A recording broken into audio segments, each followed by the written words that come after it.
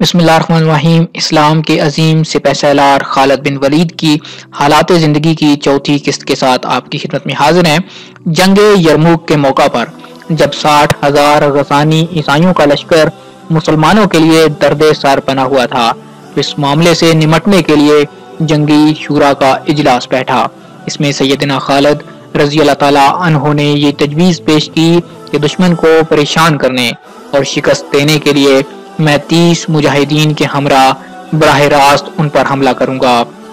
بظاہر یہ جنون لگنے لگا کہ 60,000 کے لشکر کے لیے آپ 30 مجاہدوں کے ساتھ حملہ کرنے کا منصوبہ بنا رہے ہیں، لیکن جنگی شورا میں موجود دیگر سالاروں کا جواب اس سے بھی زیادہ حیران کن تھا۔ اس تجویز کے جواب میں پوری جنگ شورا نے متفقہ طور پر فیصلہ کیا کہ خالد کا فیصلہ دانش مندانہ نہیں، لہذا 30 کی بجائے 60 مجاہدین بھیجنے چاہیے۔ اس کے بعد تاریخ نے یہ نظارہ بھی دیکھا کہ خالد رضی اللہ تعالیٰ عنہ 59 دیگر مجاہدین کے ساتھ 60,000 کے لشکر پر ٹوٹ پڑے اور انہیں ناکوں چنے چبوا دیے۔ بظاہر یہ ناممکنات میں سے تھا جو کام دنیا کا کوئی جرنیل، کمانڈر، حربی ماہر و منصوبہ ساز اور جنگی تجزیہ نگار سوچ بھی نہیں سکتا، خالد رضی اللہ تعالیٰ عنہ اس کو عام طور پر کر گزرتے تھے۔ ایرانی سلطنت کی سرحدیں مغرب میں رومی سلطنت سے ملتی تھیں۔ جب دونوں طاقتوں کو مسلمانوں سے خطرہ محسوس ہوا تو انہوں نے اپنی فوجیں اکٹھی کر لیں۔ یہ پہلا موقع تھا کہ رومی اور ایرانی سلطنتیں ایک دوسرے کی اتحادی بن کر مسلمانوں کے مقابلے پر آئیں۔ اللہ کے فضل سے سیدنا خالد رضی اللہ تعالیٰ عنہ ان دونوں سلطنتوں سے ٹکرائے اور ان کو شکست دی۔ سیدنا خالد رضی اللہ تعالیٰ عنہ اس قدر آزاد طبیعت کے مالک تھے کہ سیدی رسول اللہ صلی اللہ علیہ وسلم اور سیدنا ابو بکر صدیق رضی اللہ تعالیٰ عنہ کے علاوہ کسی اور کے لیے ان کو سنبھالنا ممکن ہی نہ تھا۔ اس بات سے اندازہ کیجئے کہ ایک موقع پر عراق کی ایک جنگ میں فتح کے بعد جب آپ رضی اللہ تعالیٰ عنہ اپنے مرکز کی طرف لوٹ رہے تھے تو حج کا موقع آ گیا۔ سیدنا خالد رضی اللہ تعالیٰ عنہ نے حج کا فیصلہ کر لیا۔ اس میں بہت خطرہ تھا کیونکہ مسلمان فوجیں رومی اور ایرانی فوجوں سے عراق میں برسر پیکار تھیں اور سپہ سالار ان سے دور ہونا خطرناک ہو سکتا تھا۔ سیدنا ابو بکر رضی اللہ تعالیٰ عنہ اس وقت خلیفہ تھے اور سیدنا خالد نے ان سے حج کی اجازت بھی نہیں لی تھی، لیکن خالد رضی اللہ تعالیٰ عنہ خطرات مول لینے والے شخص تھے۔ انہوں نے پورے لشکر کو ہیرا کی طرف روانہ کیا اور بغیر کسی کو بتائے چند ساتھیوں کے ہمراہ انتہائی خاموشی اور سرعت سے مکہ پہنچ گئے اور حج ادا کیا۔ اپنے طور پر آپ نے بہت رازداری سے یہ حج ادا کیا اور مسلمان لشکر کو بھی پتہ نہ چلا کہ خالد چند روز کے لیے غائب ہیں۔ آپ رضی اللہ تعالیٰ عنہ خاموشی سے حج کے لیے گئے بھی اور واپس بھی لوٹ آئے، لیکن جب اپنے لشکر میں پہنچے تو ایک قاصد خلیفہ کا خط لے کر آیا اور اس خط میں انہیں بڑے پیار سے ڈانٹا گیا تھا کہ آئندہ ایسی حرکت نہ کرنا۔ خالد بن ولید رضی اللہ تعالیٰ عنہ جیسے شاہینوں کو قابو کرنا کوئی آسان کام نہ تھا۔ حضور صلی اللہ علیہ وسلم بھی آپ رضی اللہ تعالیٰ عنہ سے بہت درگزر فرماتے تھے۔ اس میں کوئی شبہ نہیں کہ سیدنا خالد کو بہت جلال اور ہیبت عطا کی گئی تھی اور آپ رضی اللہ تعالیٰ عنہ سے امت رسول صلی اللہ علیہ وسلم کی ایک غیر معمولی ڈیوٹی لینا مقصود تھا۔ سیدنا خالد اس طرح کے بہت سے کام کرتے تھے جن پر لوگوں کو اعتراض ہوتا۔ حضرت ابو بکر صدیق رضی اللہ تعالیٰ عنہ ہمیشہ لوگوں کی شکایات پر ان سے درگزر کرتے تھے۔ بعض لوگوں نے یہ بھی کہا کہ سیدنا خالد رضی اللہ تعالیٰ عنہ کو معزول کر دیا جائے۔ حضرت ابو بکر کا یہی جواب ہوتا کہ جس تلوار کو اللہ نے دین کی سربلندی کے لیے بے نیام کیا ہے میں اس کو واپس نیام میں نہیں ڈال سکتا۔ یہی فرق ہے ایک عام سپہ سالار اور ایک عظیم سپہ سالار میں۔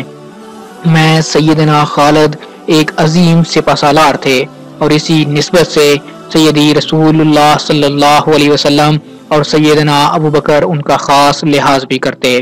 فتح عراق کی خوشخبری جب سیدنا ابو بکر تک مدینے میں پہنچی تو آپ رضی اللہ تعالیٰ عنہ نے مدینے میں اعلان کروایا، مبارک ہو تمہارے شیر نے ایرانی شیر کو زیر کر لیا، مائیں قیامت تک خالد جیسا بیٹا پیدا نہیں کر سکتی۔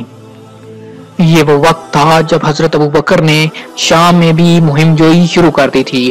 مسلمان دستوں کو یہ حکم تھا کہ صرف جاسوسی کریں، زیادہ آگے تک نہ جائیں اور جہاں تک ممکن ہو تصادم سے گریز کریں۔ لیکن جب حضرت خالد کے کارناموں کی خبر مسلمانوں کو پہنچی تو قدرتی طور پر شام میں مسلمان کمانڈروں میں بھی کوئی معرکہ سر انجام دینے کا ولولہ پیدا ہوا۔ نتیجہ یہ ہوا کہ مسلمانوں کے وہ دستے جو شام گئے تھے رومیوں کے گھیرے میں آ گئے۔ شام اس وقت بازنطینی سلطنت کا صوبہ تھا جس کا مرکز قسطنطنیہ تھا۔ حضور صلی اللہ علیہ وسلم اپنی زندگی مبارک میں ہی قسطنطنیہ کی فتح کی بشارت بھی دے چکے تھے۔ آپ صلی اللہ علیہ وسلم کے مطابق جو فوج اس کو فتح کرے گی وہ جنت میں جائے گی اور جو امیر اس کو فتح کرے گا وہ جنتی ہوگا۔ لہٰذا جس طرح مسلمانوں کو ایمان کی حد تک یقین تھا وہ ایران پر قبضہ کریں گے، اسی طرح مسلمانوں کو یہ بھی یقین تھا وہ بازنطینی سلطنت پر بھی قبضہ کر لیں گے۔ یہی وجہ تھی کہ سیدنا ابوبکر صدیق رضی اللہ تعالیٰ عنہ نے دونوں محاذوں پر بیک وقت لشکر روانہ کیے۔ خالد رضی اللہ تعالیٰ عنہ اس وقت عراق میں تھے۔ وہ مسلمان کہ جو شام گئے تھے دشمنوں کے گھیرے میں آ گئے اور انہیں مدد کی ضرورت تھی۔ تب سیدنا ابوبکر رضی اللہ تعالیٰ عنہ نے خط کے ذریعے سیدنا خالد کو حکم دیا کہ عراق کا محاذ دوسرے صحابہ کے حوالے کریں اور شام میں محصور مجاہدین کی مدد کے لیے روانہ ہو جائیں۔ سیدنا خالد کو جب یہ خط ملا تو انہوں نے پھر ایسا کام کیا کہ جو جنگی حکمت عملی کے تحت ناممکنات میں سے تھا۔ کوئی بھی جنگی حکمت عملی کا ماہر یا سپہ سالار وہ کام کرنے کا سوچ بھی نہیں سکتا تھا۔ عراق سے شام جانے کے دو باقاعدہ راستے تھے۔ ایک راستے پر رومی قلعے بنے ہوئے تھے اور وہاں سے بغیر جنگ کے گزرنا ممکن نہ تھا، جبکہ دوسرا راستہ بہت لمبا تھا اور وہاں سے شام کے مجاہدین تک پہنچنے میں بہت زیادہ وقت لگ جاتا۔ ایک تیسرا راستہ ریگستان سے ہو کر جاتا، مگر یہ راستہ کوئی بھی استعمال نہ کرتا کیونکہ یہ انتہائی خطرناک تھا۔ کوئی بھی فوج یا قافلہ اس راستے سے گزر نہ سکتا تھا کیونکہ اس راستے میں پانی کا ملنا محال تھا۔ گرمی میں راستہ بھولنے کا اندیشہ بھی تھا اور بھٹک جانے کی صورت میں موت یقینی تھی۔ سیدنا خالد بن ولید رضی اللہ تعالیٰ عنہ نے اسی خطرناک راستے سے گزرنے کا فیصلہ کیا اور پھر وہ کام کیا کہ جو عرب کی تاریخ میں اس سے پہلے کبھی نہیں کیا گیا تھا۔ ایک بوڑھا عرب جو کہ کئی سال پہلے اس راستے سے گزرا تھا اس کو فوج کا رہنما یا گائیڈ بنا کر پوری فوج لے کر اس ریگستان میں داخل ہو گئے۔ کئی روز کی شدید مسافت کے بعد جس میں دھوپ کی شدت سے وہ بوڑھا عرب بھی نابینا ہو چکا تھا کہ جس کے باعث پوری مسلمان فوج کے تباہ ہونے کا خطرہ پیدا ہو گیا تھا۔ آپ رضی اللہ تعالیٰ عنہ خالد بن ولید حیرت انگیز طور پر بالآخر شام جا پہنچے۔ خالد کو ایمان کی حد تک یقین تھا کہ یہ ریگستان ان کا راستہ نہیں روک پائے گا۔ سیدنا خالد رضی اللہ تعالیٰ عنہ کے پرچم پر عقاب بنا ہوا تھا۔ وہ شام میں جب داخل ہوئے تو جس وادی سے گزر کر گئے وہاں اپنا پرچم نصب کر گئے۔ آج تک اس وادی کو سنیات العقاب کہا جاتا ہے، یعنی عقاب والی پہاڑیاں۔ سیدنا خالد رضی اللہ تعالیٰ عنہ کے انتقال کے کئی سو سال بعد بھی وہ پرچم وہاں نصب رہا۔ عباسی خلیفہ معتصم جب اس علاقے سے گزرا تو کسی نے اس کو وہ جھنڈا دکھایا جو قلعے پر لگا ہوا تھا۔ اس کو بتایا گیا کہ یہ وہ جھنڈا ہے جو خالد رضی اللہ تعالیٰ عنہ نے اپنے ہاتھ سے لگایا تھا۔ تو خلیفہ اسی جگہ پر اترا، اس جھنڈے کو بوسہ دیا اور اپنی تمام فوج کو حکم دیا کہ جو کوئی بھی اس علاقے سے گزرے اس جھنڈے کے احترام میں با ادب پیدل گزرے۔ اس کے بعد جب مسلمانوں کا زوال ہوا تو وہ جھنڈا بھی اپنی جگہ سے اکھڑ گیا۔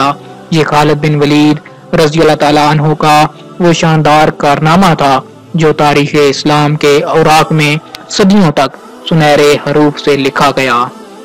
لشکر اسلام کے اس عظیم سپہ سالار کے حالات زندگی کا اگلا حصہ یعنی 5ویں قسط آپ اگلی ویڈیو میں ملاحظہ فرمائیے، خود بھی دیکھیے، اپنے بچوں کو بھی دکھائیے اور اپنے دوستوں آپ کے ساتھ بھی یہ ویڈیو کو شیئر کیجیے تاکہ زیادہ سے زیادہ لوگوں تک یہ انفارمیشن پہنچ سکے اور اپنے اسلاف کے بارے میں معلومات جان سکیں۔